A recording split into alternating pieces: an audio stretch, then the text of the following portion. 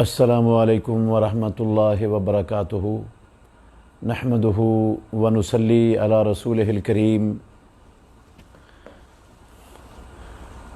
آج کل دنیا میں کرونا وائرس بہت زیادہ پھیل چکا ہے، پاکستان میں بھی بڑی تیزی سے پھیل رہا ہے۔ میں چند ایک چیزیں اپنے سننے والوں کے سامنے رکھنا چاہتا ہوں جن سے انشاءاللہ الرحمن وہ یقینی طور پر اس وائرس کی زد میں آنے سے محفوظ ہو جائیں گے، اور یہ وائرس انشاءاللہ الرحمن ان کو چھو نہیں سکے گا، ان کا کچھ نہیں نقصان کر سکے گا۔ ان چند چیزوں میں سے پہلی چیز یہ ہے کہ دعا اللہ رب العالمین کی عبادت ہے، اور یہ ہمیں کثرت سے کرنی چاہیے۔ اور دعاؤں میں سے خاص کر وہ دعائیں جو رسول مکرم صلی اللہ علیہ وسلم نے آفات اور بلاؤں سے بچنے کے لیے سکھلائی ہیں، ان میں سے ایک دعا ہے بسم اللہ الذی لا یضر مع اسمہ شیء فی الارض ولا فی السماء وہو السمیع العلیم۔ یہ 3 مرتبہ جو صبح پڑھ لیتا ہے، رسول اللہ صلی اللہ علیہ وسلم نے فرمایا کہ شام تک کوئی چیز اس کو نقصان نہیں پہنچا سکتی، اور جو اس کو شام کو پڑھ لیتا ہے صبح تک اسے کوئی چیز نقصان نہیں پہنچا سکتی۔ تو 3 مرتبہ صبح کو، 3 مرتبہ شام کو یہ دعا پڑھنے والا 24 گھنٹے وہ وائرس کی پہنچ سے اور جادو کی پہنچ سے، جنوں کی پہنچ سے اور تمام قسم کے شر کی پہنچ سے انشاءاللہ محفوظ ہو جائے گا۔ تو اس کے علاوہ دعا ہے، رسول اللہ صلی اللہ علیہ وسلم صبح بھی اور شام بھی 3 مرتبہ پڑھا کرتے تھے، اعوذ بکلمات اللہ التامات من شر ما خلق۔ جو کسی منزل میں اترا، کسی دفتر میں آیا، کسی بازار میں اترا، کسی فیکٹری کارخانے میں گیا، کسی ادارے میں پہنچا اور اس نے وہاں کچھ دیر کے لیے ٹھہرنا ہے، رکنا ہے، تو وہ وہاں پر یہ دعا پڑھ لے 3 مرتبہ، انشاءاللہ الرحمن کوئی چیز اس کو نقصان نہیں پہنچائے گی، اور یہ وائرس بھی اس کو نقصان نہیں پہنچا سکتا۔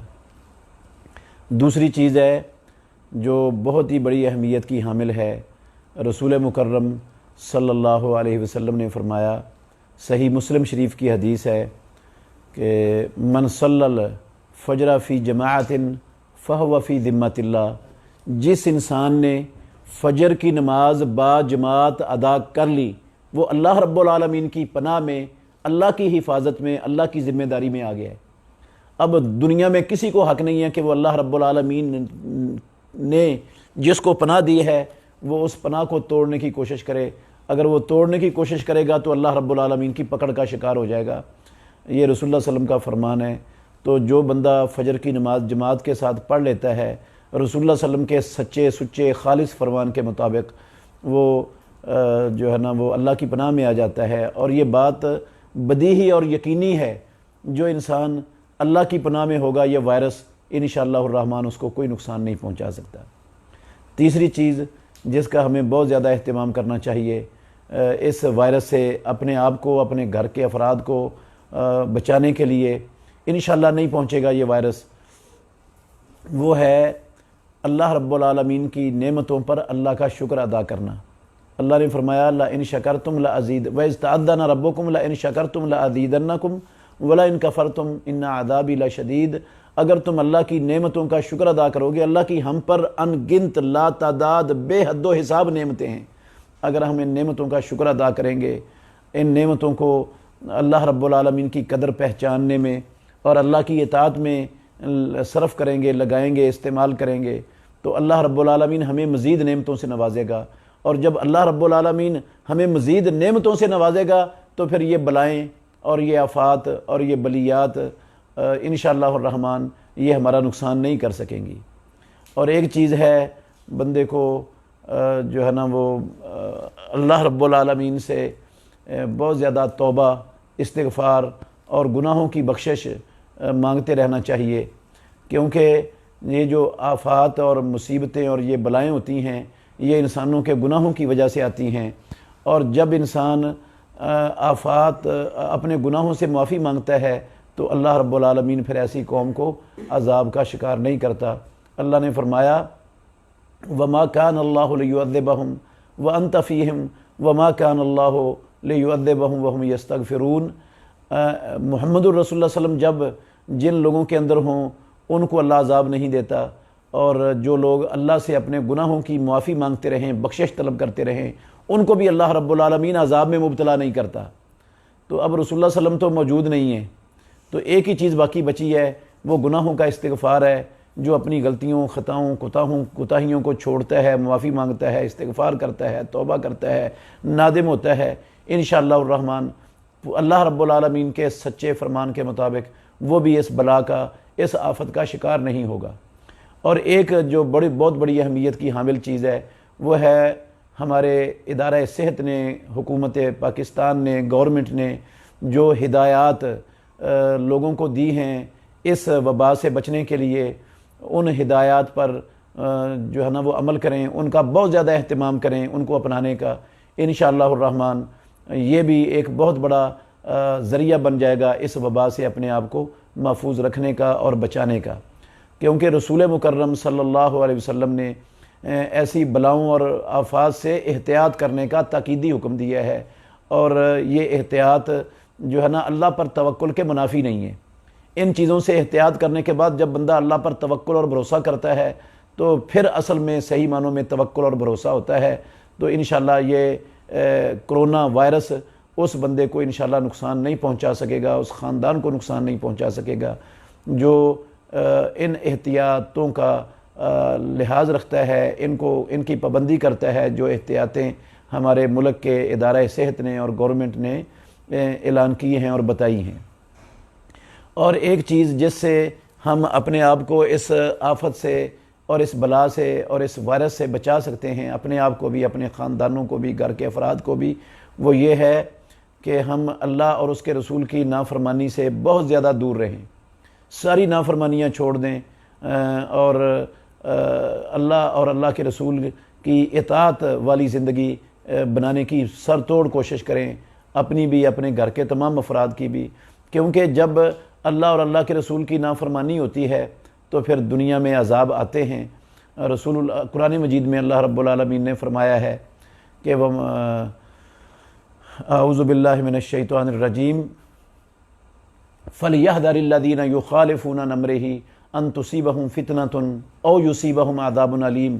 ان لوگوں کو اللہ سے ڈر جانا چاہیے جو محمد الرسول اللہ صلی اللہ علیہ وسلم کے فرامین کی مخالفت کرتے ہیں، کہ ان کو کوئی دنیا کے اندر فتنہ یا دردناک عذاب کے اندر وہ مبتلا نہ ہو جائیں۔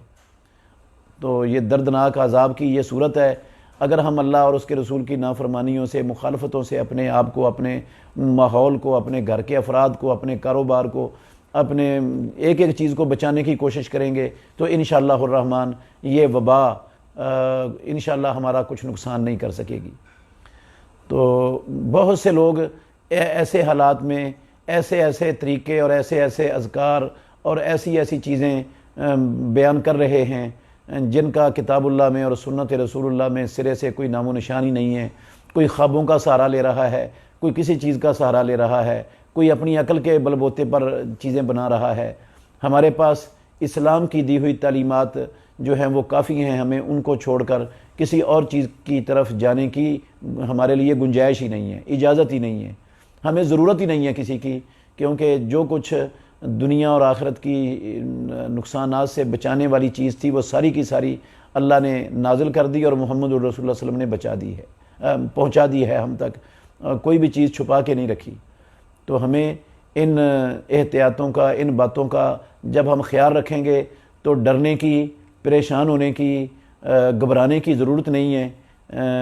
ان چیزوں کا خیال رکھیں، انشاءاللہ الرحمن گارنٹی ہے اللہ اور اللہ کے رسول کی طرف سے، یہ گارنٹی کسی مولوی صاحب کی طرف سے نہیں ہے، کوئی بھی وائرس، کوئی چیز انشاءاللہ الرحمن نقصان نہیں پہنچا سکتی۔ اللہ تعالی ہمیں، ہمارے ملک کو اور ہمارے تمام دنیا کے مسلمانوں کو اور تمام مسلمان ممالک کو اس آفت اور اس عذاب سے محفوظ فرمائے اور اپنی پناہ میں رکھے۔ سوال ہے، عدت والی عورت کس صورت میں گھر سے باہر جا سکتی ہے؟ دو طرح کی عدت ہے، ایک عدت ہے طلاق کی یا خلا کی۔ اس میں تو جس ضرورت کے لیے بھی چاہے جا سکتی ہے، اس کے لیے گھر میں رہنا کوئی پابندی نہیں ہے۔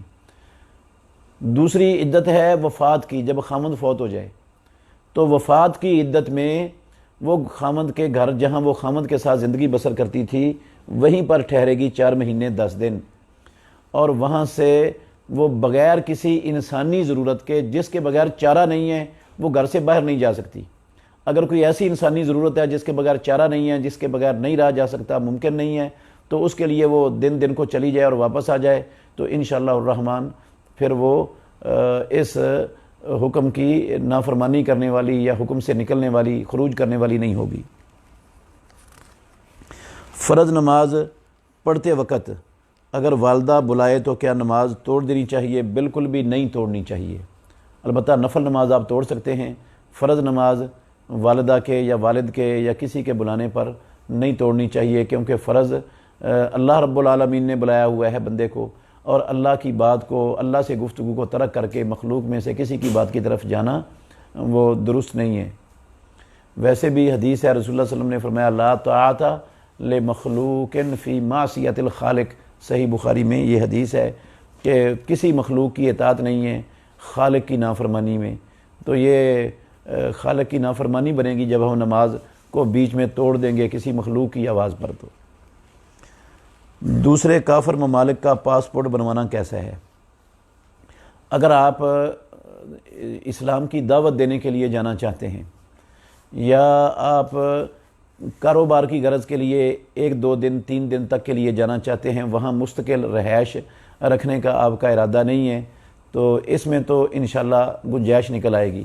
لیکن وہاں جا کر سکونت اختیار کرنا، رہائش اختیار کرنا، خصوصاً ایسے ممالک میں جن ممالک میں رہ کر بندہ صحیح معنوں میں اللہ اور اللہ کے رسول کی اطاعت نہیں کر سکتا، اللہ کے دین پر، فرامین پر، احکامات پر عمل پیرا نہیں ہو سکتا، وہاں پر جانا مسلمان کے لیے حلال اور جائز نہیں ہے۔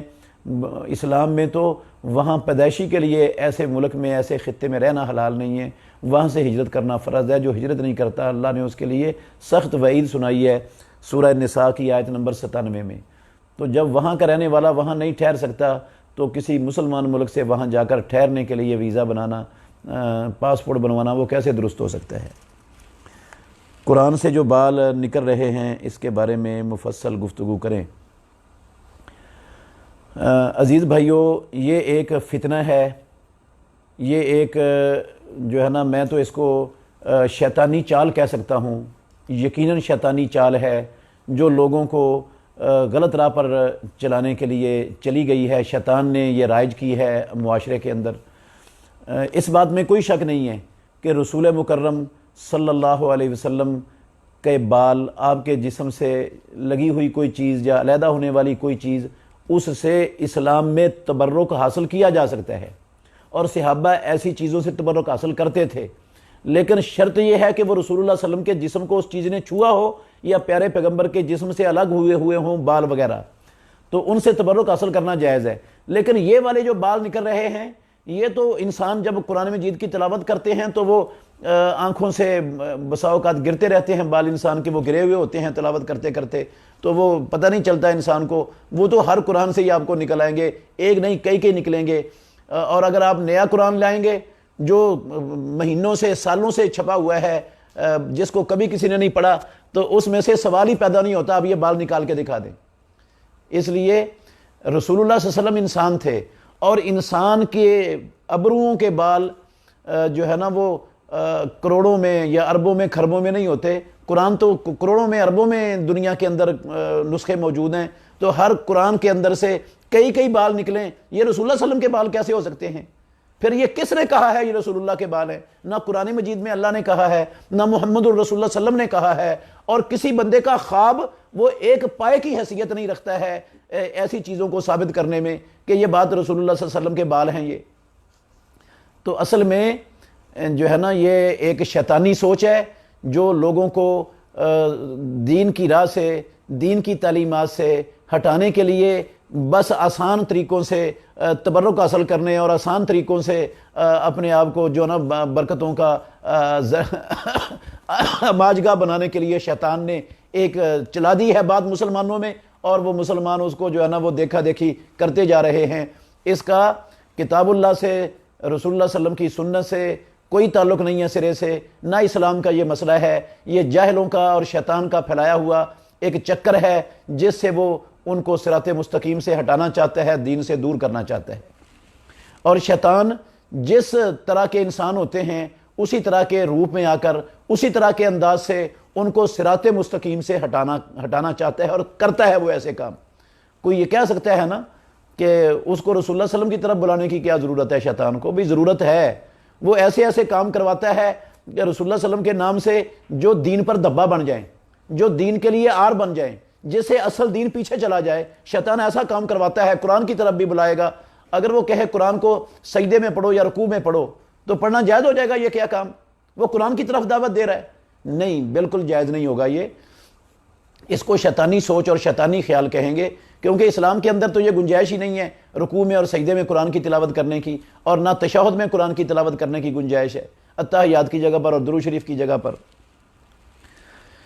بکرے کی اوجڑی کھانا کیسا ہے؟ بھئی تمام حلال جانور جن کا گوشت اللہ نے حلال کیا ہے ان سب کی اوجڑی حلال ہے، بکرے کی بھی، بھیڑ کی بھی، گائے کی بھی، اونٹ کی بھی، جتنے بھی جانور حلال ہیں ان کی اوجڑی حلال ہے۔ اس کے حرام ہونے کی قرآن مجید میں اور پیارے پیغمبر کی سنت میں کوئی دلیل نہیں ہے۔ سارے کا سارا جو حلال جانور ہے نا ان کی کوئی چیز بھی حرام نہیں ہے۔ یہ جو لوگوں نے 7 چیزیں حرام بنائی ہوئی ہیں وہ حدیث پایا ثبوت کو نہیں پہنچتی، حدیث بالکل ضعیف ہے، ثابت ہی نہیں ہے، وہ رسول اللہ صلی اللہ علیہ وسلم کا فرمان ہی نہیں ہے۔ تو کوئی ضعیف حدیث کسی بھی دینی مسئلے کی بنیاد نہیں بن سکتی، اس سے کوئی مسئلہ استنباط اور اخذ نہیں کیا جا سکتا، کیونکہ وہ رسول اللہ صلی اللہ علیہ وسلم تک پہنچتی ہی نہیں ہوتی، نہ وہ اللہ کے نبی کا عمل ہوتا ہے، نہ نبی صلی اللہ علیہ وسلم کا قول اور فرمان ہوتا ہے۔ تو اس وجہ سے اس سے تو وہ تو دین کی بنیاد بن ہی نہیں سکتی ہے۔ تو یہ ضعیف حدیث ہے، اور اس کے علاوہ جو ہے نا کوئی ایسی دلیل نہیں ہے کتاب و سنت میں جس میں گردے کو یا اوجڑی کو یا اور کسی عضو کو جو ہے نا جانور، حلال جانور کے عضو کو حرام کیا گیا ہو۔ صرف خون کو حرام کیا ہے اللہ نے قرآن مجید میں، جو ذبح کرتے وقت نکلتا ہے دم مسفوحہ، یہ خون حرام ہے۔ ایک وتر پڑھنے کا طریقہ بتا دیں۔ بھئی آپ اللہ اکبر کہہ کر نماز شروع کریں گے، سورہ فاتحہ پڑھیں گے اور سورہ اخلاص پڑھیں گے، اور اس کے بعد قنوت کریں گے، رکوع سے پہلے ہی ہاتھ اٹھائے بغیر ہی، اور پھر رفع دھیان کر کے رکوع چلے جائیں گے۔ بس یہی طریقہ ہے ایک وتر پڑھنے کا۔ رسول اللہ صلی اللہ علیہ وسلم کا زندگی بھر کا معمول ایک وتر پڑھنا ہی تھا۔ بہت کم آپ نے 5 وتر اور 7 وتر اور 9 وتر ایک سلام سے پڑھے ہیں، عام معمول ایک وتر پڑھنا ہی تھا۔ یہ صحیح بخاری میں حدیث ہے، اور رسول اللہ صلی اللہ علیہ وسلم کا حکم بھی یہی ہے کہ رات کی نماز 2 رکھتے ہیں، جب تم میں سے کسی کوئی خطرہ ہو صبح کے طلوع ہونے کا تو ایک فل عالم یا بزرگ۔ بھئی سارے ہی اصل حقدار ہیں، لیکن مسئلہ یہ ہے سب سے پہلا حق کس کا ہے؟ رسول اللہ صلی اللہ علیہ وسلم نے فرمایا یؤم القوم اقرأہم لکتاب اللہ، سب سے پہلا حق قوم کی امامت کا وہ ہے جو سب سے زیادہ کتاب اللہ کو پڑھا ہوا ہے، سب سے زیادہ کتاب، سب برابر ہیں، تو پھر ان میں سے جو سب سے زیادہ سنت کو زیادہ جاننے والا ہے، سنت کا عالم ہے، پھر وہ ہے۔ اگر قرآن کی قرات میں بھی برابر ہیں، سنت میں بھی برابر ہیں، تو پھر اقدمہم ہجرتاً، جو ہجرت میں سب سے پہلے ہے، اگر وہ بھی اس میں بھی سب برابر ہیں تو پھر جو سب سے زیادہ عمر میں بڑا ہے وہ ہے۔ یہ ہے رسول اللہ صلی اللہ علیہ وسلم کی احادیث کا خلاصہ کہ سب سے پہلے اقرأہم لکتاب اللہ، ثم اعلمہم بسنہ، ثم اقدمہم بالہجرہ، اور پھر اقدمہم سنن۔ عید کی نماز سے واپسی پر راستہ تبدیل کرنا کیسا ہے؟ بھئی سنت ہے رسول اللہ صلی اللہ علیہ وسلم کی، اگر کوئی نہیں بھی تبدیل کرتا تو مجرم اور گناہ گار نہیں ہے، وہ حرام کا مرتکب نہیں ہے، کرے گا تو اس کو اجر ملے گا، ثواب ملے گا۔ سنت ہے رسول اللہ صلی اللہ علیہ وسلم کی رستہ تبدیل کرنا، صحابہ کی بھی سنت ہے۔ کیا داڑھی کے بال سیٹ کروا سکتے ہیں؟ بھئی داڑھی کے بال کاٹ کر سیٹ کروانا یہ ٹھیک نہیں ہے، کٹوا کر یا کاٹ کر، کیونکہ رسول مکرم صلی اللہ علیہ وسلم نے اپنی پوری نبوی زندگی اپنی داڑھی کا ایک بال بھی نہ کاٹا تھا نہ کٹوایا تھا، اور پیارے پیغمبر کے جو فرامین ہیں ان کا بھی تقاضا یہی ہے کہ اللہ نے جیسی داڑھی اگائی ہے ویسی ہی رہنے دو، اس کو کچھ نہ کہا جائے۔ وفرو، ارخو، اوفو، وعفو، اوجزو، یہ سارے حکم ہیں رسول اللہ صلی اللہ علیہ وسلم کے، ان کا معنی ہے اللہ نے جیسی بنائی ہے اس کو ویسی رہنے دو، اس میں کچھ نہ کہو اس کو۔ داڑھی کے بال گر رہے ہیں، کیا میں داڑھی کٹوا سکتا ہوں؟ نہیں بھائی جان، آپ نہیں کٹوا سکتے۔ اگر گر رہے ہیں تو آپ مجرم نہیں ہیں، گناہ گار نہیں ہیں، آپ اس کے مکلف نہیں ہیں، آپ کو اس میں پریشان نہیں ہونا چاہیے۔ آپ جان بوجھ کر تو نہیں نا گراتے، آپ اس کا علاج کر سکتے ہیں کہ کوئی دوائی، کوئی تیل وغیرہ ڈاکٹر سے ایسا استعمال کریں، کوئی دوائی کھائیں جس سے آپ کے بال گرنا بند ہو جائیں، لیکن ان کو اس وجہ سے کاٹنا کہ یہ گر رہے ہیں، یہ جائز اور درست نہیں ہے، رسول اللہ صلی اللہ علیہ وسلم کے فرامین کے بھی خلاف ہے اور پیارے پیغمبر کے عمل کے بھی خلاف ہے۔ اول وقت میں نماز نہ ملے تو کیا دوسری مسجد میں باجماعت نماز پڑھ سکتے ہیں جہاں لیٹ نماز ہوتی ہے؟ بھئی جان بوجھ کے لیٹ کرنا اول وقت سے یہ تو درست نہیں ہے، یہ افضلیت کے بھی خلاف ہے۔ اور اگر کسی عذر کی وجہ سے بندہ لیٹ ہو گیا ہے اور جہاں لیٹ نماز ہو رہی ہے وہاں امام عقیدہ توحید والا ہے اور صحیح سنت کے مطابق نماز پڑھنے کا موقع دیتا ہے تو پھر آپ پڑھ سکتے ہیں، کوئی حرج نہیں ہے۔ ایک چیز 100 روپے کی کلو ہے تو کیا وہی چیز 60 میں آدھا کلو دے سکتے ہیں؟ بھئی ادھار کی وجہ سے جب آپ ریٹ میں کمی بیشی کریں گے تو وہ سود ہو جائے گا۔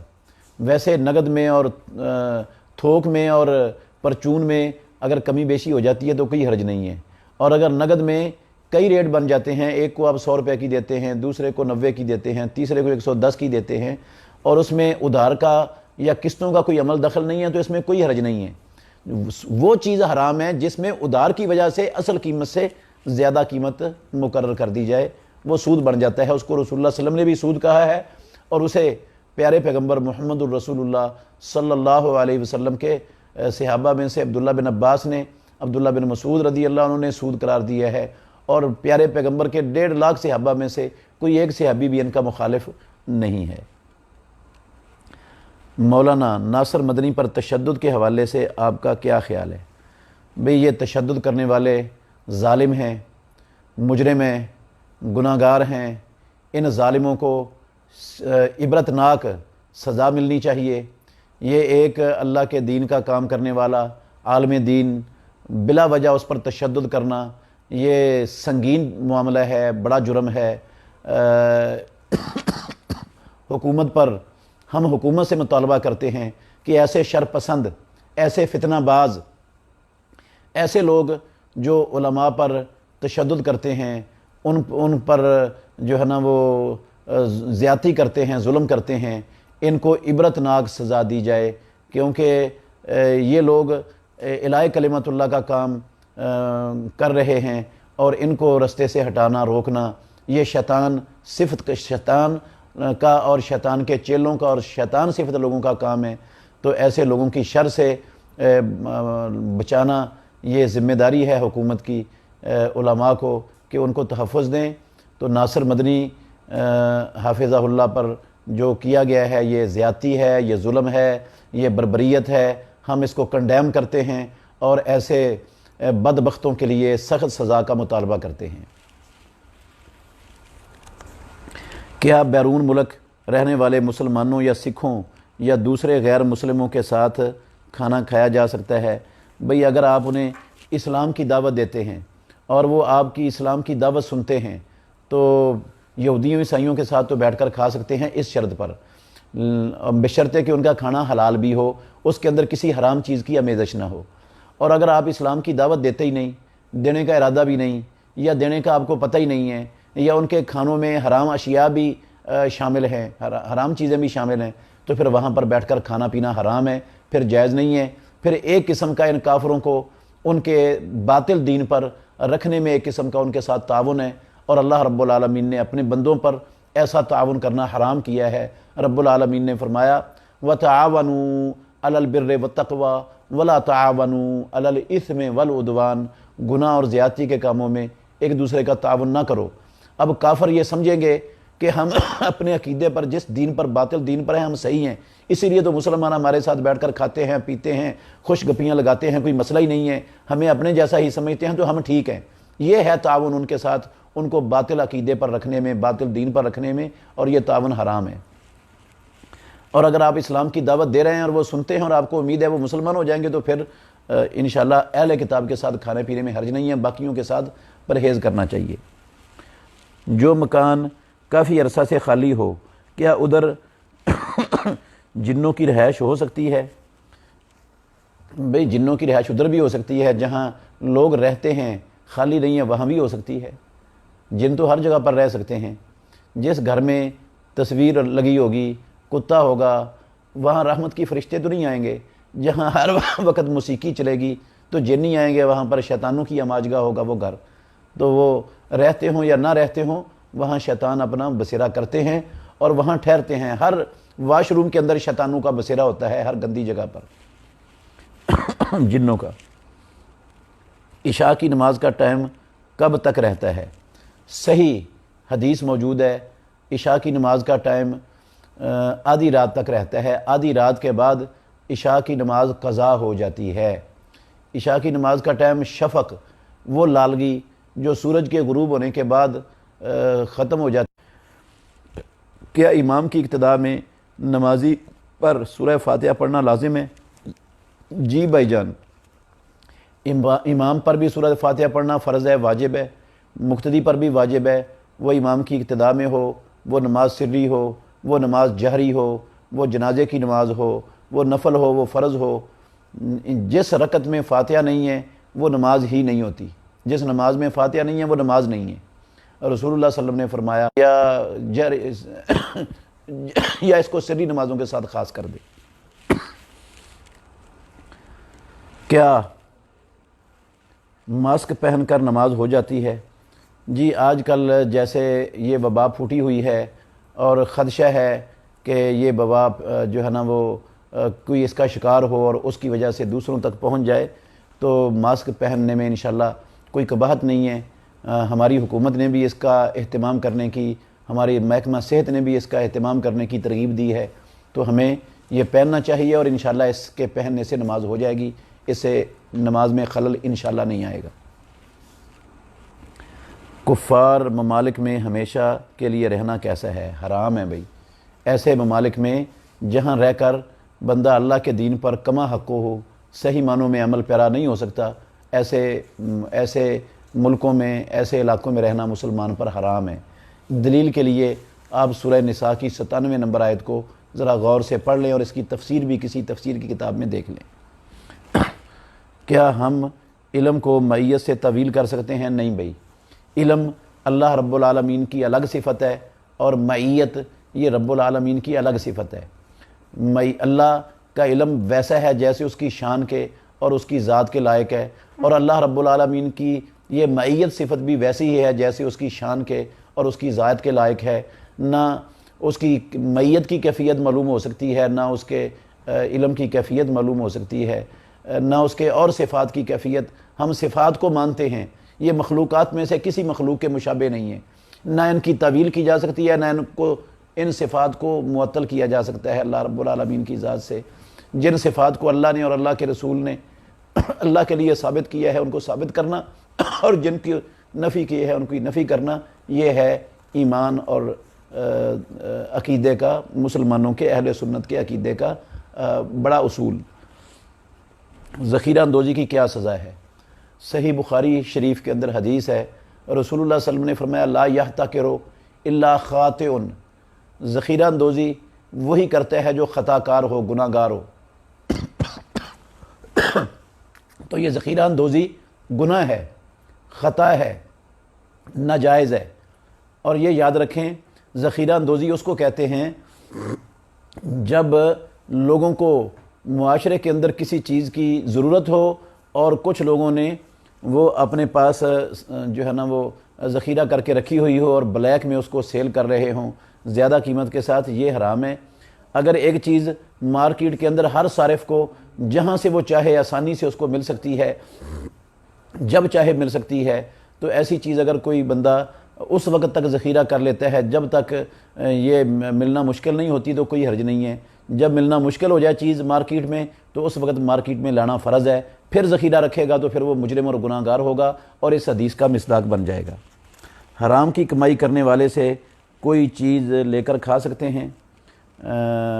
بھائی جان، جس کی کمائی 100% حرام ہے، اس کے اندر حرام کی حلال کی کوئی آمیزش نہیں ہے۔ اور آپ جانتے ہیں کہ کہ اس کی کمائی، اس کی آمدن کے سارے ذرائع حرام ہیں، حلال اس میں نہیں ہے، تو آپ اس کی کوئی چیز لے کر نہ کھا سکتے ہیں، نہ اس سے مسجد کے لیے، نہ مدرسے کے لیے، نہ خدمت خلق کے لیے، کسی چیز کے لیے بھی فنڈ بھی اسے لینا جائز نہیں ہے، کیونکہ یہ بھی حرام کام میں اس کا تعاون ہے۔ وہ سمجھے گا کہ میں صحیح کام کر رہا ہوں، اسی لیے تو میرا فنڈ یہ مسجد کے لیے لے رہے ہیں، مدرسے کے لیے لے رہے ہیں، فقراء غریبوں مسکینوں کے لیے لے رہے ہیں، خدمت خلق کے لیے لے رہے ہیں، بالکل وہ یہ گناہ میں اس کا تعاون ہو جائے گا، اور حرام ہے، یہ نہیں ہے جائز لینا ہے ایسے بندے سے، نہ اس کی کوئی چیز کھانی جائز ہے۔ البتہ جس کے حلال و حرام دونوں طرح کی ملاوٹ ہو، جس کی آمدن میں حلال ذرائع بھی ہوں، حرام بھی ہوں، اس سے لیا جا سکتا ہے، اگر وہ پتہ نہیں ہے کہ کس چیز سے دے رہا ہے، حلال سے دے رہا ہے یا حرام سے۔ جس طرح رسول اللہ صلی اللہ علیہ وسلم نے بنو نذیر کے یہودیوں سے جا کر معاہدے کے تحت دیت کی رقم مانگی تھی، حالانکہ پتہ بھی تھا کہ وہ حرام بھی کھاتے ہیں، سود بھی کھاتے ہیں، پھر بھی ان سے مانگی، کیونکہ ان کے حلال کے کاروبار بھی تھے، تجارت بھی تھی، اور زمیندارہ بھی تھا، باغات بھی تھے، اور بھی ان کی کاروبار آمدن کے ذرائع تھے جو حلال تھے، تو اس لیے اللہ کے نبی نے مانگا ہے ان سے جا کر۔ 3 رکعت وتر میں ثنا پڑھنی چاہیے یا نہیں؟ بھئی پڑھنی چاہیے ثنا، 2 مرتبہ پڑھنی پڑے گی ثنا، کیونکہ جو 3 رکعت صحیح احادیث سے ثابت ہے نا، وہ 2 رکعتیں پڑھ کے سلام پھیر دیا جاتا ہے، پھر تیسری رکعت الگ پڑھی جاتی ہے، پہلی رکعت میں بھی ثنا ہوگی اور تیسری رکعت میں بھی ثنا ہوگی۔ جو ایک سلام کے ساتھ 3 وتر پڑھنے والی روایتیں ہیں وہ ساری کمزور ہیں، پایہ ثبوت کو نہیں پہنچتی ہیں۔ جو بندہ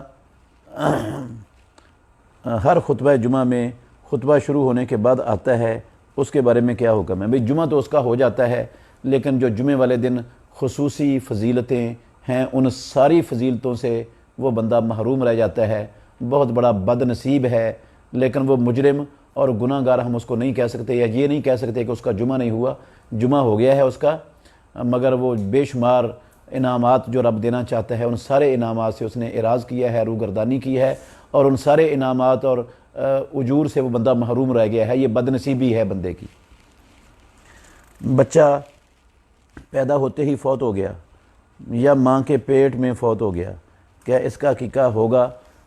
بھئی اگر بچہ ماں کے پیٹ میں فوت ہو گیا ہے یا پیدا ہونے کے فوراً بعد فوت ہو گیا ہے تو عقیقہ کر دینا چاہیے اس کا، کیونکہ زندہ تھا اور وہ مولود بھی ہوا ہے، تو ہر مولود کے اوپر رسول اللہ صلی اللہ علیہ وسلم نے ہر مولود کی طرف سے عقیقہ کرنے کا حکم دیا ہے، تو کر دینا چاہیے اس کا بھی عقیقہ، انشاءاللہ یہ ضائع نہیں جائے گا، اجر ہی ملے گا اس پر۔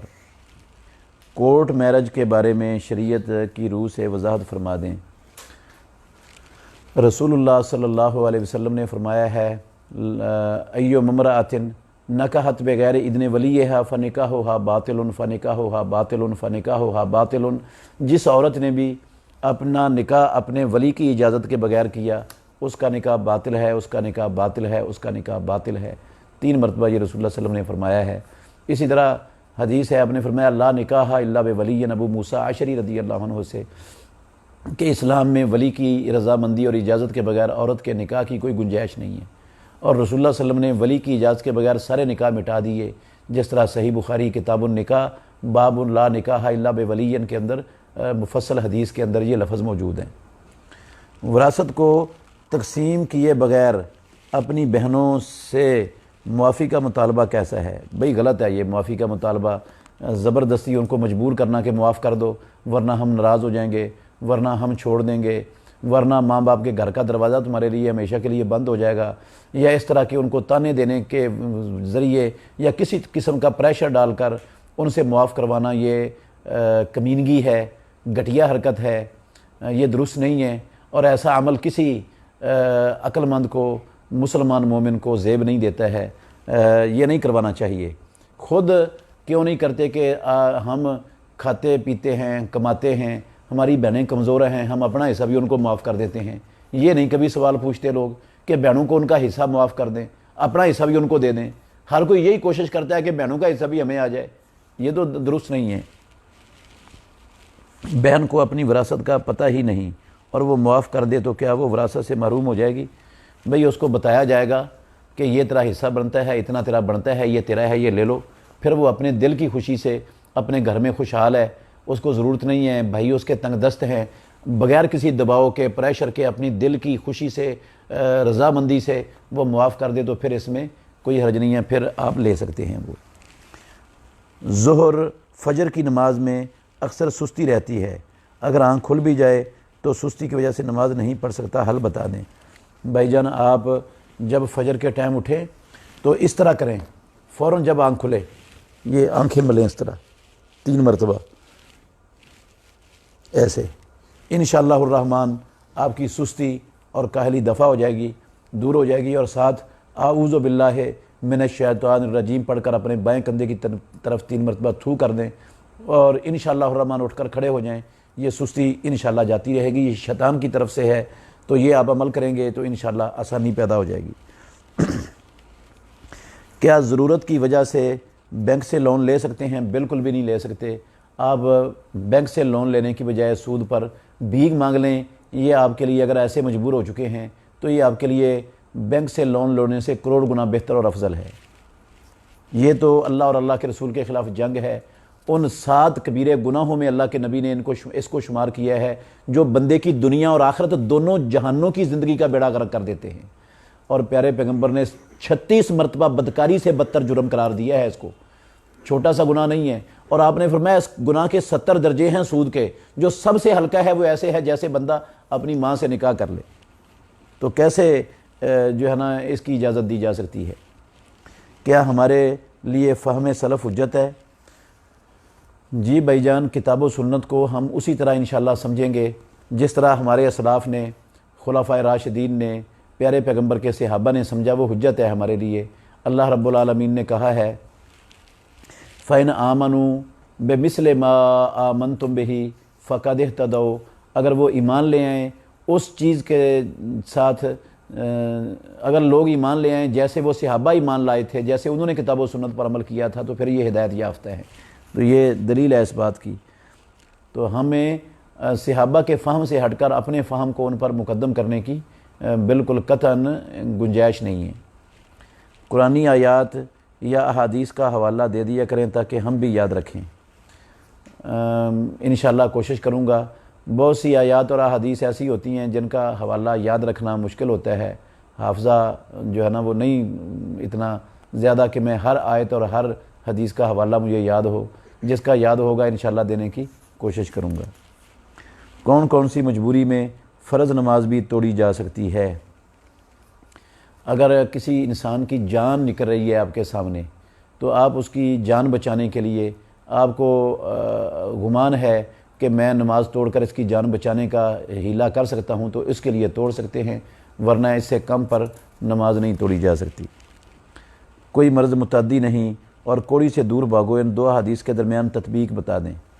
بھئی دونوں میں کوئی تعارض نہیں ہے، کوئی بیماری متعدی نہیں۔ رسول اللہ صلی اللہ علیہ وسلم نے یہ لفظ فرمائے ہیں۔ جاہلیت میں لوگوں کا یہ تصور تھا کہ بیماری کے اندر بذات خود یہ تاثیر ہوتی ہے کہ وہ بذات خود دوسرے کو لگ جاتی ہے، اور رسول اللہ صلی اللہ علیہ وسلم نے اس کی نفی کی ہے اور فرمایا ہے کہ کسی بیماری کے اندر، کسی وبا کے اندر یہ تاثیر نہیں ہے کہ وہ ایٹومیٹک خود بخود کسی کو لگ جائے۔ لگتی تب ہے جب اللہ کی مشیت اور اللہ کی چاہت ہوتی ہے، اللہ کا ارادہ ہوتا ہے، وہ اللہ کے ارادے اور اس کی مشیت کے بغیر کسی کو نہیں لگ سکتی۔ بیماری کے اندر یہ کوئی چیز نہیں ہے کہ وہ لگ جائے ایٹومیٹک، لگے گی تو اللہ کی مشیت سے اور اس کے ارادے سے لگے گی، جب رب چاہے گا۔ اللہ کے حکم کے بغیر کوئی بیماری لگ ہی نہیں سکتی کسی کو۔ یہ معنی خود رسول اللہ صلی اللہ علیہ وسلم نے اس کی وضاحت فرما دی جب ایک صحابی نے کہا لا ادوا کا لفظ سن کر کہ ہمارے اونٹ ہوتے ہیں صحراؤں میں، چراگاہوں میں ہرنیوں کی طرح بھاگے پھرتے ہیں، ایک خارش والا اونٹ آتا ہے سب کو خارش ادا کر دیتا ہے، تو متعدی کیسے نہیں ہے بیماری؟ آپ نے فرمایا فمن عاد الاولا، وہ پہلے کو خارش کس نے لگائی تھی؟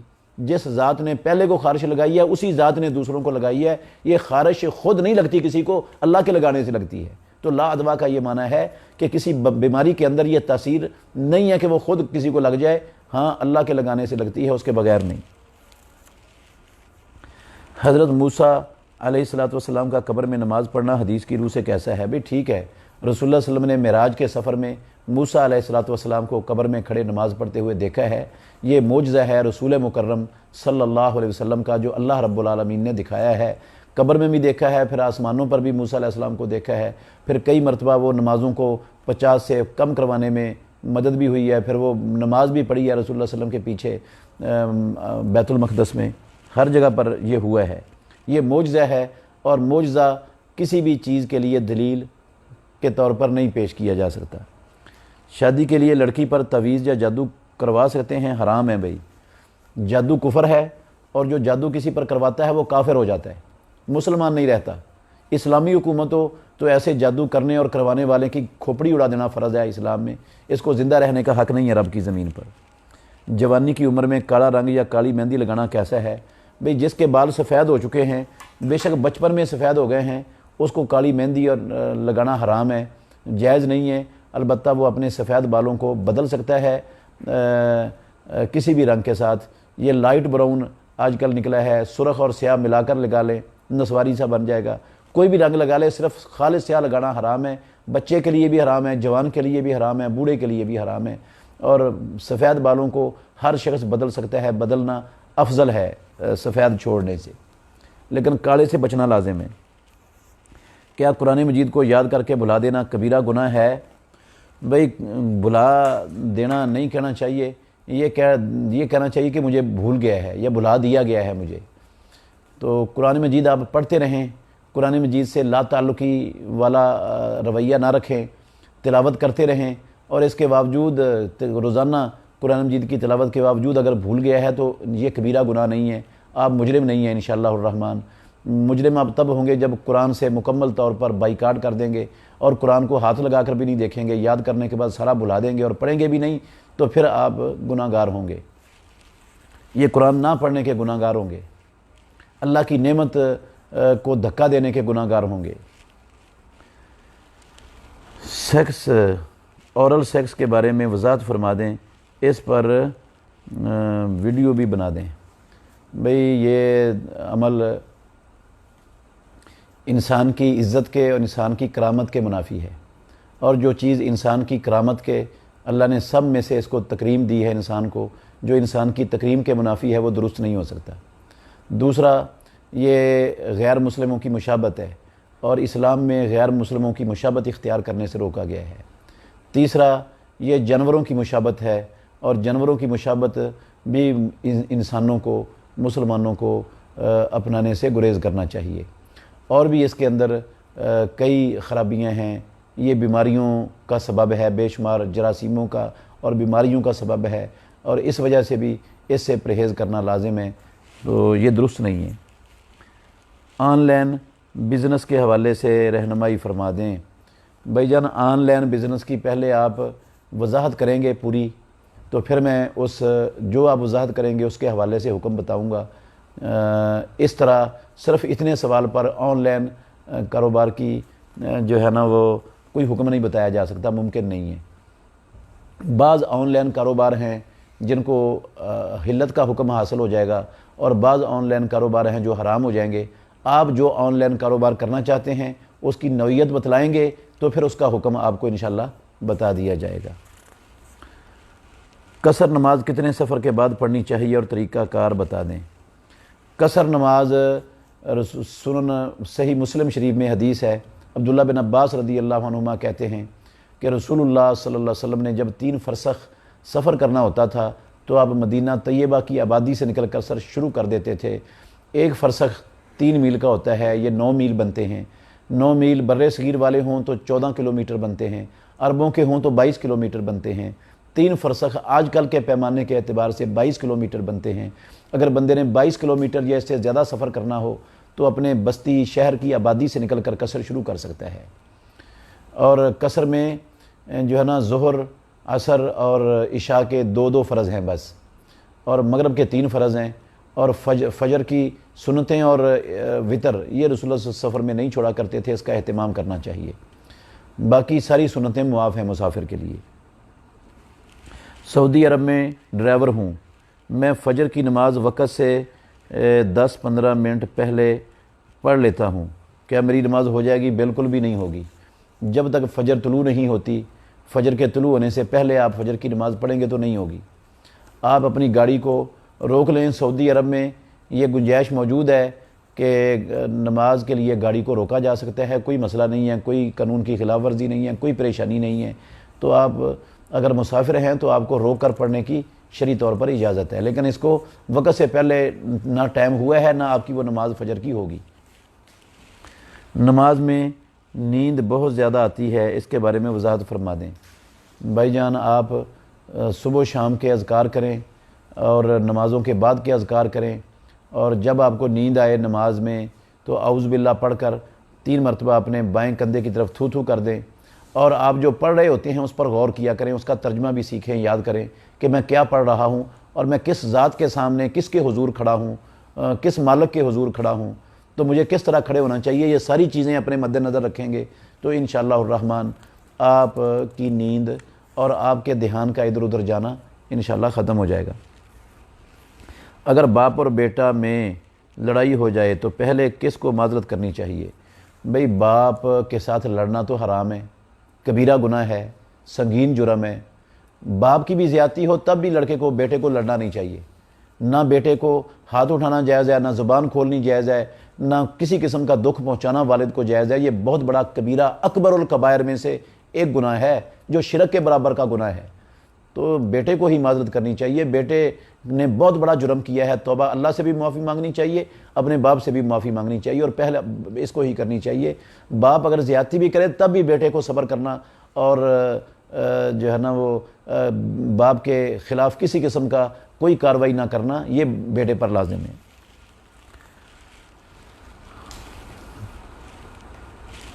مرحا یا مرحا نام رکھنا کیسا ہے؟ اپنی بیٹی کا نام رکھ سکتا ہوں؟ مرحا، مرحا نام رکھ سکتے ہیں۔ مرحا جو ہا آنکھوں والی ہے اس کا تو مجھے معنی نہیں پتہ کیا ہے، اور مرحا یہ جانے کی جگہ کو کہتے ہیں، رکھا جا سکتا ہے نام۔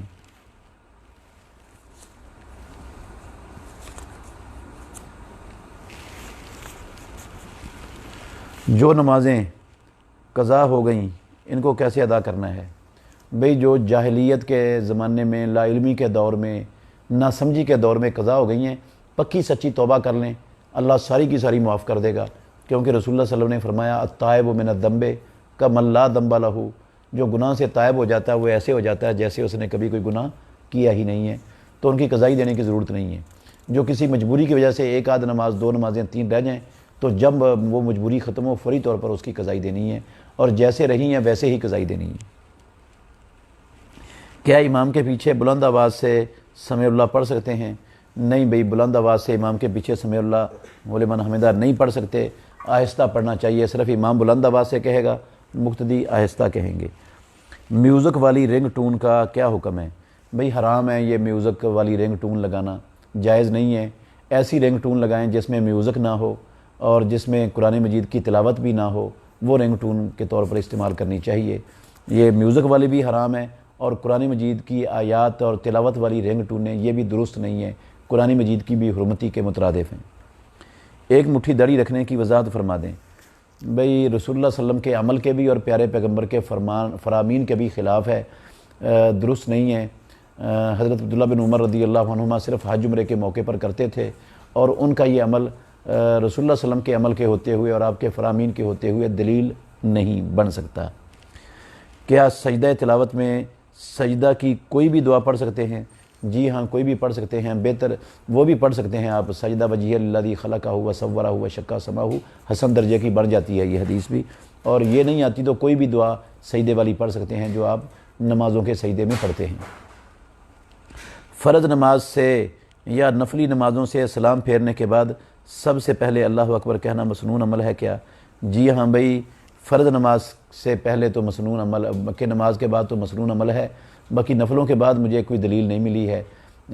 صحیح مسلم میں حدیث ہے عبداللہ بن عباس کی کہ ہم رسول اللہ صلی اللہ علیہ وسلم کی نماز کو کے ختم ہونے کو تکبیر سے پہچانتے تھے۔ اگر کوئی چیز 1 عدد خریدے اور بل 2 کا بنوا لیتا ہے دکاندار، جس نے بنایا وہ اس کے لیے کیا حکم ہے؟ بھئی بنانے والا بھی مجرم ہے اور بنوانے والا بھی مجرم ہے، کیونکہ یہ گناہ میں وہ حرام کام کر رہا ہے اور یہ حرام کام میں اس کا تعاون کر رہا ہے، اور حرام کام بھی جرم ہے اور حرام کام میں تعاون کرنا بھی اسلام کے اندر جرم ہے۔ سعودی عرب میں باجماعت نماز پر پابندی لگا دی گئی ہے، اس کے بارے میں کیا حکم ہے؟ بھئی زیادہ بہتر یہی تھا کہ نماز کو باجماعت پابندی نہ لگائی جاتی، لوگوں پر چھوڑ دیا جاتا۔ البتہ جو بیمار ہے کرونا وائرس کا مریض، اس کے اندر تشخیص ہو چکی ہے، اس کو روکا جا سکتا ہے باجماعت نماز پڑھنے سے، لوگوں کے اجتماعات میں آنے سے، تو باقیوں کو روکنا مناسب نہیں ہے۔ آج کل مفتی تقی عثمانی صاحب کی ویڈیو وائرل ہو رہی ہے کہ رسول اللہ صلی اللہ علیہ وسلم کرونا کا علاج بتایا ہے۔ بھئی یہ خوابوں کی کوئی حیثیت نہیں ہے۔ یہ خواب جو ہے نا وہ کسی مسئلے کی بنیاد نہیں بن سکتی، اور نہ خواب کو رسول اللہ صلی اللہ علیہ وسلم کی طرف منسوب کیا جا سکتا ہے آج کل خصوصی طور پر۔ تو کتاب اللہ اور سنت رسول اللہ میں اللہ نے اور اللہ کے رسول نے جو چیزیں بتائی ہوئی ہیں وہ ان کے اندر علاج موجود ہے۔ ہمیں ان اللہ کے نبی کی بتائی ہوئی چیزوں کو چھوڑ کر یہ خوابوں کو بنیاد بنا کر جو ہے نا وہ دین میں کوئی چیز داخل کرنے کی کوشش نہیں کرنی چاہیے۔ یہ بہت سنگین ترین معاملہ ہے اسلام کے اندر، چھوٹا سا نہیں ہے۔ جانور کو ذبح کرتے وقت تکبیر کتنی بار پڑھنی چاہیے؟ ایک ہی مرتبہ کافی ہے، 3 مرتبہ کا کوئی تصور نہیں ہے شریعت میں، اسلام میں۔ بسم اللہ اللہ اکبر کہہ کر چھری چلا دیں تو وہ جانور حلال ہو جائے گا۔ کیا گھر میں جمعہ ہو جاتا ہے؟ بھئی مجبور شخص کا ہو جاتا ہے۔ اگر گھر کے افراد خطبہ دیتے ہیں اور مجبور ہیں، ان کو مسجد میں جانے کی اجازت نہیں ہے، تو وہ خطبہ دے کر جماعت کروا لیتے ہیں گھر کے افراد۔ ایک بندہ خطبہ دیتا ہے تو جمعہ ہو جائے گا گھر میں انشاءاللہ۔ ایسی مجبوری کی صورت میں ہر جگہ ہی مسجد ہے۔ جعلت لی الارض مسجدا وطہورا رسول اللہ صلی اللہ علیہ وسلم نے فرمایا ہے، اور بغیر مجبوری کے نہیں گھر میں نہیں جمعہ ہوتا، پھر مسجد میں آنا فرض ہے۔ وسیلہ کہاں تک ٹھیک ہے؟ وسیلہ اللہ کے نام اور صفات کا ڈالا جا سکتا ہے، اپنے نیک اعمال کا ڈالا جا سکتا ہے، زندہ متقی پرہیزگار نیک شخص کی دعا کو وسیلہ بنایا جا سکتا ہے۔ اس کے علاوہ کسی اور وسیلے کی کتاب اللہ میں اور سنت رسول اللہ میں کوئی دلیل نہیں ہے، اور نہ امام ابو حنیفہ رحمۃ اللہ علیہ اور ان کے شاگردوں میں سے کسی کے اقوال میں کوئی دلیل موجود ہے کسی اور چیز کے وسیلے کے ڈالنے کی۔ تو اس پر ایک ویڈیو بھی ہے میری فیس بک پہ، یوٹیوب پہ، وہ آپ سنیں گے تو آپ کو بہت فائدہ ہو جائے گا۔ دلائل بھی وہاں سارے تفصیل سے بتا دیے گئے ہیں، مختصر ویڈیو ہے۔ غسل جنابت کے فوراً بعد کرنا چاہیے، کچھ دیر بعد بھی کر سکتے ہیں؟ بھئی کچھ دیر بعد بھی کر سکتے ہیں، فوری طور پر کرنا ضروری نہیں ہے۔ اگر نماز کا ٹائم ہے تو پھر نماز کے ٹائم سے پہلے فوری طور پر کرنا ضروری ہے۔ اگر نماز کا ٹائم نہیں ہے تو آپ اس کو میں تاخیر کر دیں نماز تک کے وقت کے لیے، تو پھر اس میں کوئی قباحت اور کوئی حرج نہیں ہے، کی جا سکتی ہے۔ بے نظیر انکم سپورٹ سے پیسہ لینا کیسا ہے؟ اگر آپ مستحق ہیں تو لے سکتے ہیں، مستحق نہیں ہے تو پھر حرام ہے لینا، پھر یہ جائز نہیں ہے۔ نماز کی آخری رکعت میں بائیں سرین پر بیٹھنے کی وضاحت فرمائیں۔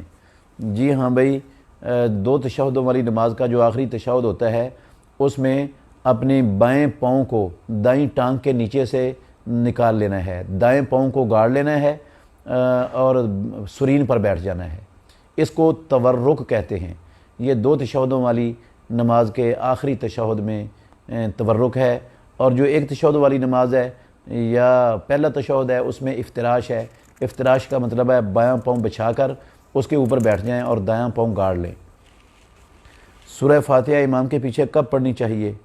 بھئی جگہ متعین نہیں ہے، جب بھی آپ کو موقع ملے پڑھ لیں، جب بھی پڑھ لیں گے۔ یہ نماز کا رکن ہے، اس کے بغیر نماز نہیں ہونی، جب بھی پڑھ لیں گے تو آپ کی نماز ہو جائے گی۔ جیسے آپ کے لیے سہولت ہے، جیسے آسانی سمجھتے ہیں، جیسے آپ کے لیے بہتر محسوس ہوتا ہے وہ آپ کر سکتے ہیں، کیونکہ اللہ نے اور اللہ کے رسول نے فاتحہ پڑھنے کی کوئی جگہ مقرر نہیں کی۔ جب انہوں نے مقرر نہیں کی تو ہم اپنی طرف سے کوئی ایک جگہ متعین اور مقرر نہیں کر سکتے ہیں۔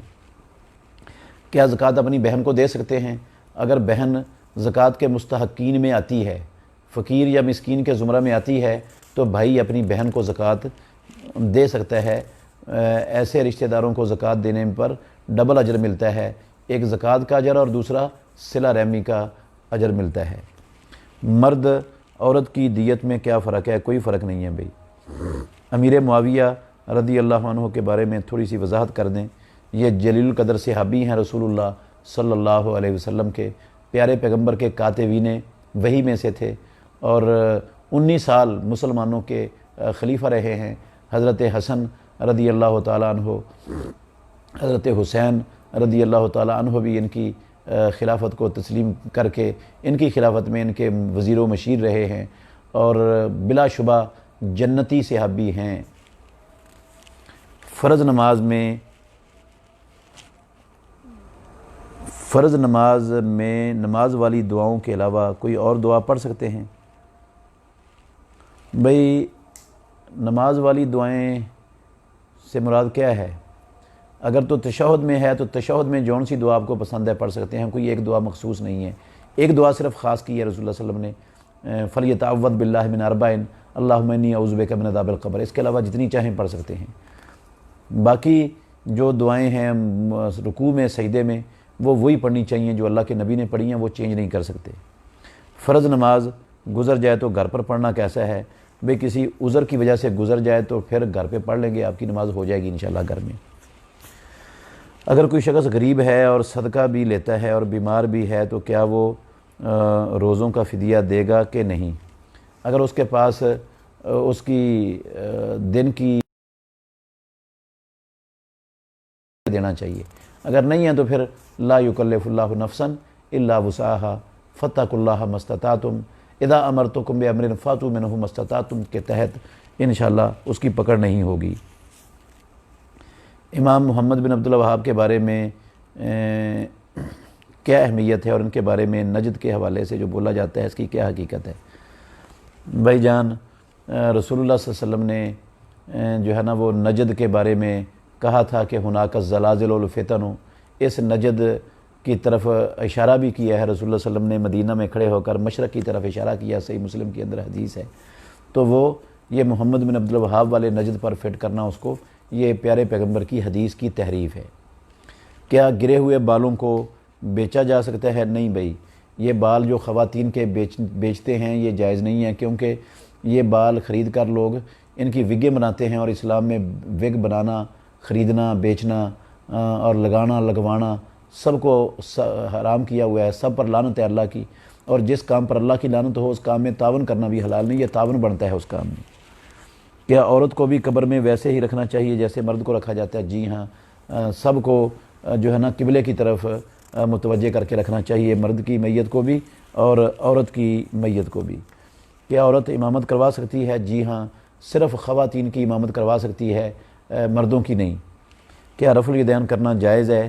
جی، اللہ کے نبی محمد الرسول اللہ صلی اللہ علیہ وسلم رفع الیدین کر کے ہی نماز پڑھتے تھے، اور آپ صلی اللہ علیہ وسلم نے حکم دیا ہے صلو کما رأیتمونی اصلی، اس طرح نماز پڑھو جس طرح تم نے مجھے نماز پڑھتے ہوئے دیکھا ہے۔ نئے گھر میں داخل ہونے کے لیے کوئی وظیفہ یا کوئی دعا نبی کریم صلی اللہ علیہ وسلم سے ثابت ہو تو بتا دیں۔ بھئی نئے گھر میں داخل ہونے کی دعا ہے، اب گھر میں داخل ہونے سے پہلے اپنا دایاں ہاتھ اس کے دروازے پر رکھیں اور کہیں اللہم انی اسألک خیرہا و خیر ما جبلتہا علیہ و اعوذ بک من شرہا و شر ما جبلتہا علیہ، یہ پڑھ کر داخل ہو جائیں۔ باقی گھر میں صبح و شام کے اذکار کا، سونے کے اذکار کا اہتمام کریں گھر کے تمام افراد، اور نوافل کا اہتمام کریں، نفلی نماز کا گھر کے اندر، اور تصویروں سے اور موسیقی وغیرہ سے پاک رکھیں، تو انشاءاللہ برکتیں ہی برکتیں اللہ رب العالمین آپ کے گھر میں عطا فرما دیں گے۔ ظہر کی سنتیں دو دو کر کے پڑھ سکتے ہیں یا چار ایک ساتھ پڑھنی چاہیے؟ بھئی دو دو کر کے پڑھنا بہتر ہے، اگر ایک ساتھ بھی پڑھ لیں گے تو گنجائش ہے، جائز ہے۔ کیا فجر کی باجماعت نماز کے بعد سنت ادا کر سکتے ہیں؟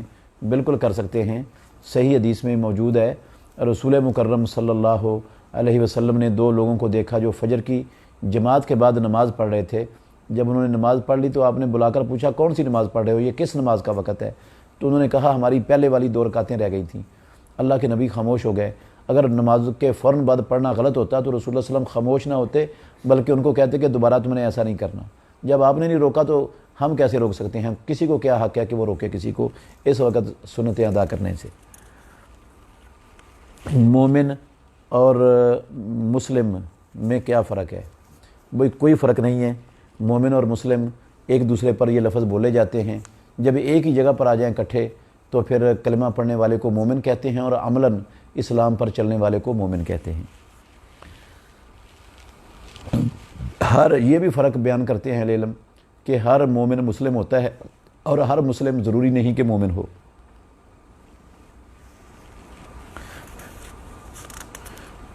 ان دونوں کے علاوہ کسی اور فرقے سے اپنی شناخت کروانا کیسا ہے؟ بھئی فرقے اسلام میں جائز نہیں ہے۔ کتاب و سنت پر رہتے ہوئے، صراط مستقیم پر چلتے ہوئے، پہچان کے لیے، علامت کے لیے کوئی بندہ اپنا نام رکھ لے تو اس میں شرعی طور پر کوئی ممانعت نہیں ہے، کوئی قباحت نہیں ہے۔ یہ اس سے فرقہ واریت نہیں بنتی۔ فرقہ واریت بنتی ہے جب کتاب و سنت کو چھوڑ کر کسی اور راہ کو اختیار کریں گے تو۔ جس طرح یہ لوگ، بعض لوگوں نے کتاب و سنت کو چھوڑ کر سارے مسلمانوں کو کافر بنانے کا جو ہے نا وہ ٹھیکہ لے لیا ہے، یہ فرقہ ہے ایک، اس کو فرقہ کہتے ہیں۔ وہ اپنا نام جو بھی رکھ لیں وہ فرقہ ہے، جو کتاب و سنت سے جو ہٹ گیا ہے۔ اس کے مسلم کہنے سے وہ مسلمان نہیں بنتا، فرقہ ہی رہتا ہے۔ کیا اذان کے ساتھ صلاۃ پڑھ سکتے ہیں؟ بھئی یہ جو مصنوعی صلاۃ ہمارے معاشرے میں رائج ہے اذان سے پہلے، یہ تو اللہ کے نبی سے ثابت بھی نہیں ہے، اور اس موقع پر رسول اللہ صلی اللہ علیہ وسلم کے زمانے میں اور صحابہ کے زمانے میں پڑھی بھی نہیں گئی، اس لیے نہیں پڑھنا چاہیے۔ نماز میں ایک طرف سلام پھیرا، ہوا خارج ہو گئی تو کیا نماز مکمل ہو گئی؟ نہیں بھائی، نماز مکمل نہیں ہوئی، وہ نماز اس کو نئے سرے سے دوبارہ دہرانی پڑے گی۔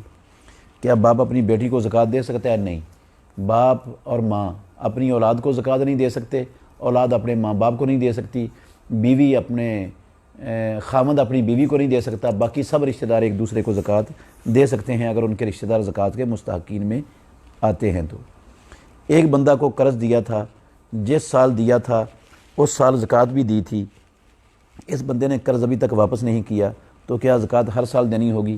بھئی زکوٰۃ دینے سے بندے کا مال تھوڑا نہیں ہوتا، آپ زکوٰۃ دیں انشاءاللہ مال کے اندر کمی نہیں ہوگی، مال بھی پاک ہو جاتا ہے، بندہ بھی پاک ہو جاتا ہے، اور آفتیں بھی ٹل جاتی ہیں، اللہ بھی راضی ہو جاتا ہے، مستحقین کا فائدہ بھی ہو جاتا ہے، اور کم بھی نہیں ہوتا، بڑھ جاتا ہے مال۔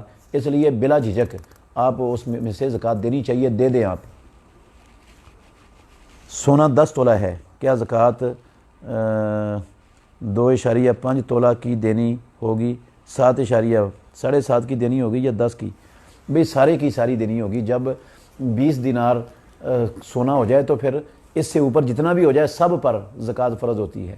اگر 20 دینار سے کم ہو تو پھر زکوٰۃ نہیں ہوتی، جب 20 دینار یا سے اوپر ہو جائے جتنا بھی ہو جائے اس میں سے زکوٰۃ دینا فرض ہے۔ میں 21 دن کے لیے دبئی آیا ہوں، کیا میں قصر نماز پڑھوں گا؟ بھئی جو دوران سفر کسی ایک جگہ پر ٹھہرتا ہے اس میں اس نے قصر نماز پڑھنی ہے یا پوری پڑھنی ہے، اس میں اہل علم کا شدید اختلاف ہے۔ اس میں جو سب سے زیادہ سنت کے قریب اور احتیاط پر مبنی قول ہے وہ یہ ہے کہ اگر 4 دن یا سے کم ٹھہرنے کا ارادہ ہے ایک جگہ پر تو قصر کر سکتا ہے، 4 دن سے زیادہ ہے تو پھر پوری پڑے گا پہلے دن سے، اور متردد ہے آج جاتا ہوں کل جاتا ہوں اور روزانہ کوئی نہ کوئی رکاوٹ بن جاتی ہے تو ایسی صورت میں 19 دن تک قصر کر سکتا ہے۔ اگر کسی کی بیوی کے پاس 5 تولہ جہیز کا سونا ہے، کیا اس پر زکوٰۃ ہوگی؟ نہیں بھئی، 5 تولے پر سونا نہیں ہے۔ اگر شوہر کی آمدن بہت کم ہو، نہیں ہے بھئی، اس پر اگر پیسے ملا کر جو بیوی کے پاس پیسے بھی ہیں، 5 تولے سونا بھی ہے، وہ سونے کے نصاب کو پہنچتا ہے تو پھر زکوٰۃ فرض ہوگی، ویسے نہیں فرض، 5 تولے پر فرض نہیں ہے۔ ہمارے گاؤں میں مسجد نہیں، دوسرے مسلک کی مسجد میں نماز پڑھ سکتے ہیں؟ بھئی جس کے عقیدے میں شرک نہیں ہے اس کے پیچھے آپ نماز پڑھ سکتے ہیں، ہو جائے گی نماز انشاءاللہ۔ رکوع کے بعد ہاتھ باندھنا چاہیے یا نہیں؟ بھئی رکوع کے بعد ہاتھ باندھنا رسول مکرم صلی اللہ علیہ وسلم سے کسی صحیح حدیث سے ثابت نہیں ہے، استدلال ہیں علماء کا اور یہ استدلال کمزور ہے۔ عقیقہ اور روزوں کا فدیہ ایک ہی قربانی میں دیا جا سکتا ہے؟ نہیں بھئی، عقیقہ الگ فرض ہے اور روزوں کا فدیہ وہ الگ ہے، ایک ہی چیز میں، ایک ہی قربانی میں، ایک ہی جانور میں دونوں چیزیں جمع نہیں ہو سکتی۔ میرا بھائی احسان سخت بیمار ہے، اس کے لیے دعا کریں۔ یا اللہ ہمارے اس بھائی کو شفائے کاملہ عاجلہ عطا فرما، اور جتنے بھی مسلمان بیمار ہیں یا اللہ تو سب مسلمانوں کو شفائے کامل و عاجل عطا فرما۔ اور میں سخت بیمار ہوں، دوائی سے بھی آرام نہیں آ رہا، کوئی دم یا وظیفہ بتا دیں۔ بھئی آپ اپنی تکلیف والی جگہ پر ہاتھ رکھیں، بسم اللہ بسم اللہ بسم اللہ 3 مرتبہ کہیں، پھر 7 مرتبہ کہیں، اعوذ بعزت اللہ و قدرتہ من شر ما اجد و حاضر، انشاءاللہ الرحمن اللہ رب العالمین آپ کو شفائے کامل و عاجل عطا فرمائے گا۔ تمام سننے والے بھائی اور شریک ہونے والے بھائی، ان سب کا مشکور ہوں۔ اللہ آپ کا دین سیکھنے کے لیے وقت نکالنا اس کو اپنی بارگاہ میں قبول فرمائے اور ہم سب کے لیے آخرت میں نجات کا ذریعہ بنائے، اور ہم سب کے لیے اور سننے اور سنانے والوں کے لیے اللہ رب العالمین جنت میں جانے کا ذریعہ بنا دے۔ اور جن بھائیوں نے اس پروگرام کا اہتمام کیا ہے، بندوبست کیا ہے، محمد مکی بھائی، عبید الرحمن بھائی اور عبد الرحمن بھائی، ان کے بھی شکر گزار ہیں جنہوں نے اپنا وقت دیا اور معاونت کی اس میں۔ اللہ سب کو جزائے خیر عطا فرمائے۔ باقی انشاءاللہ اگلی مجلس میں پھر سوال و جواب کی نشست ہوگی۔